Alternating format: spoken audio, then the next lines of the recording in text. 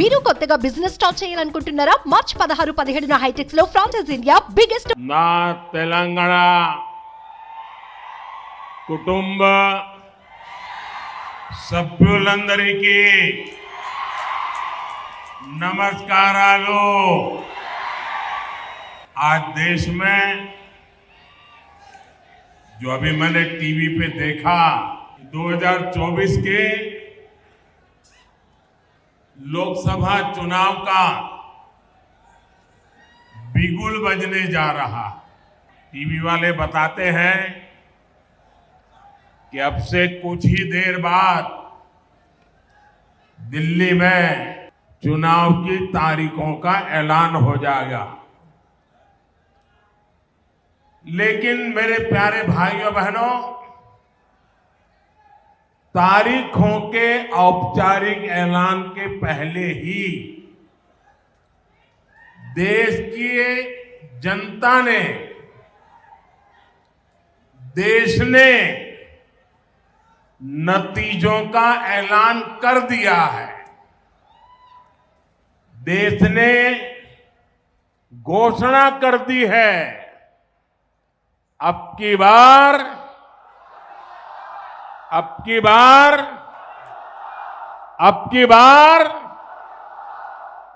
नागर कुर्नूल का ये जन सैलाब, आपका ये स्नेह, ये बता रहा है कि तेलंगाना भी यही ऐलान कर रहा है, अब की बार।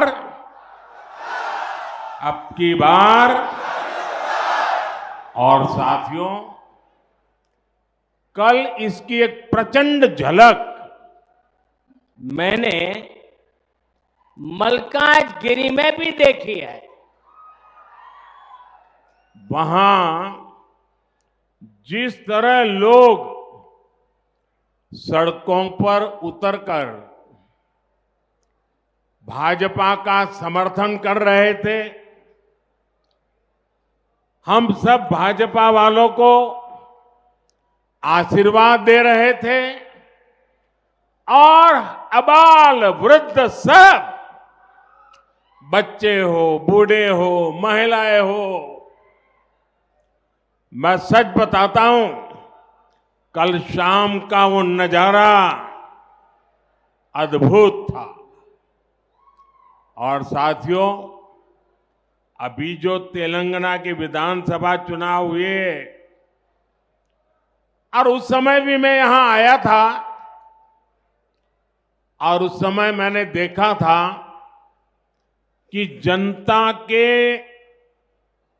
दिल में, जनता के दिमाग में बीआरएस के खिलाफ इतना भयंकर गुस्सा था, इतना गुस्सा था, और उसका नतीजा भी हमने देखा, बीआरएस का क्या हाल हुआ। और कल मैंने देखा और आज यहां भी देख रहा हूं, तेलंगाना के लोगों ने मोदी को फिर से वापस लेने का फैसला सुना दिया है। तेलंगाना भी कह रहा है, तीसरी बार